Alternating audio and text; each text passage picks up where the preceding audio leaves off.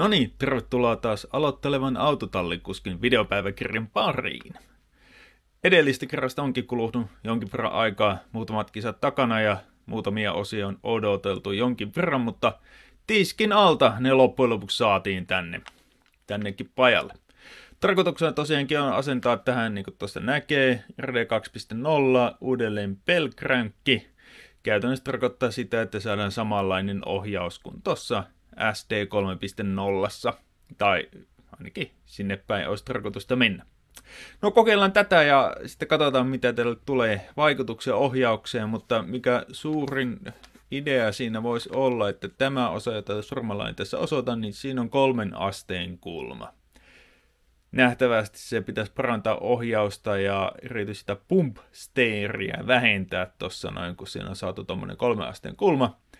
Käytännössä tarkoittaa sitä, jolloin kun renkaat täällä liikkuu, mitä enemmän sinne liikkuu, niin se vähemmän siinä sitten on sitä vaikutusta. Erityisesti kun jousitus painuu ylös alasin, niin se rengas pysyy sitten paikoillaan. Kuten tuossa näkee, niin siellä on pientä liikettä, eikä käytännössä se jousituksen eläessä, niin se rengas siellä pikkasen liikkuu, ja jos on oikein ymmärtänyt, aina muuten korjata saa, niin tällä kappaleella niin sitä pump steeriä voitaisiin pikkasen yrittää vähentää. No kokeillaan. Toinen on ihan itse tehty palikka. Idea toki on otettu Jocomon näistä hop-up vehkeistä ja kalustosta. Käytännössä tarkoittaa sitä, että laitan tämmönen, tää taitaa olla teräksinen pala tonne vaihteiston alle. Alun perin tää on ollut kulmarautaa ja rälläkällä sitten leikkailin ja mittailin ja proailin ja sai aikaiseksi semmoisen palikan, jonka pitäisi periaatteessa sopia tonne alle. Eli käytännössä tohon kohtaan tonne vaihteiston alle pikkasen lisää painoa, nostaa moottoria pikkasen ylöspäin ja sillä pitäisi saada jälleen YouTube-videoiden innoittamana pitäisi saada sinne vähän lisää painoa, eli vähän lisää pitoja. Eli vähän lisää vauhtia. No katsotaan, ei mitään hajua kuinka paljon tää painaa. Toimiuko tää, mahtuuko tää, menikö mun mittaukset oikein, mutta kokeillaan tätäkin ja katsellaan sitten, että mitähän tästäkin mahtaa tulla, että onko tää aivan roskarautaa vai onko tää ihan niinku suorastaan timanttia. No, kokeillaan ja katsellaan.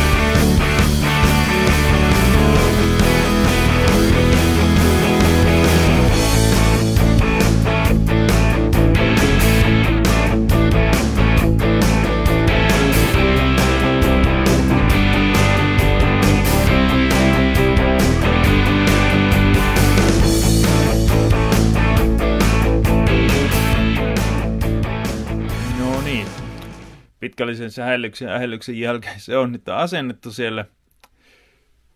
Ja siellä on ainakin pientä alumiini bling blingiä siellä näyttää nyt tällä hetkellä olevan. No, ainakin näin ensimmäisenä ajatuksena, että vinossahan se näyttää ihan selkeästi olevan. En tiedä näkyykö se sinne asti. Katsotaan, näkyykö se teille. Näin. Ihan vinossahan se siellä on tää pikkasen 3 asteen kulma tonne eteenpäin, semmonen siinä on. No, vähentääkö sitä pumpsteeria? No, pienesti. Kyllähän se rengas siinä liikkuu. Eihän sitä minnekään pääse. Mutta onko siinä niin... No, on siinä ehkä vähemmän. Ainakin tällä tavalla voisi ajatella. Ehkä pikkasen vähemmän. Mutta sitten kun väännetään vähän enemmän... Kyllä siellä edelleen se rengas siellä kuule vatvaa siellä jonkin verran. Mutta no, katsotaan ja kokeillaan. Ajossahan se eniten parhaiten varmaan tuntuu, että tuliko siihen jotakin. Muutamia ajatuksia tuli vähän lisää, en tiedä pitäisikö kokeilla. Tossa on 2 millin spaceri. Pitäisikö se laittaa 3 millin spaceri, jolloin se pikkasen enemmän työntää tätä rengasta eteenpäin. Naisen puoleen tää alkaa olla täällä ja aika maksimissa. Stopperi melkein ottaa kiinni, mutta ehkä se jotakin pientä lisää kulmaa saa. Tartteeko tää ihan oikeesti? Niin ei. Jep. Kokeillaanko tämä ja sitten asennellaan tuo toinen läkkärä tonne noin ja katsellaan mitä tästä mahtaa tulla.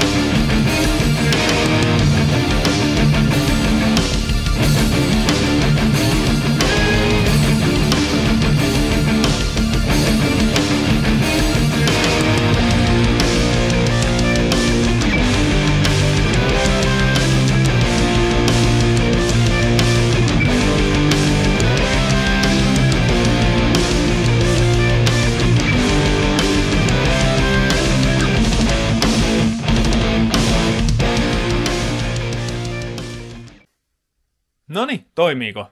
Jes, nyt toimii. Huomaan selkeän, ehkä pienen, ehkä pikkasen isommankin muutoksen ohjauksessa. Ohjaus on jotenkin ennustettavampi, se on selkeämpi, tasaisempi, pysyy halutussa linjassa. Auto menee jotenkin ehkä kauniimmassa kaaressa.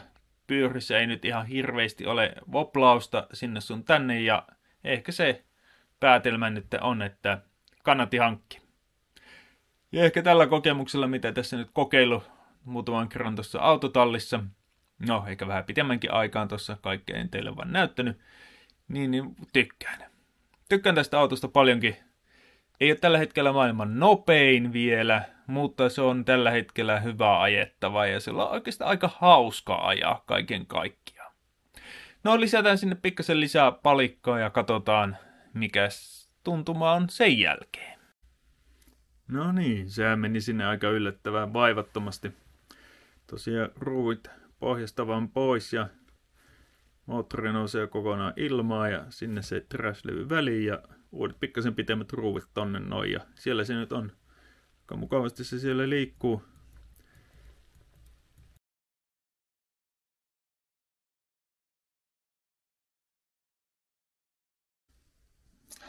Miten siinä nyt kävikään? Se kyntää maata. Paksumpaa jousta. Ei auta muuta.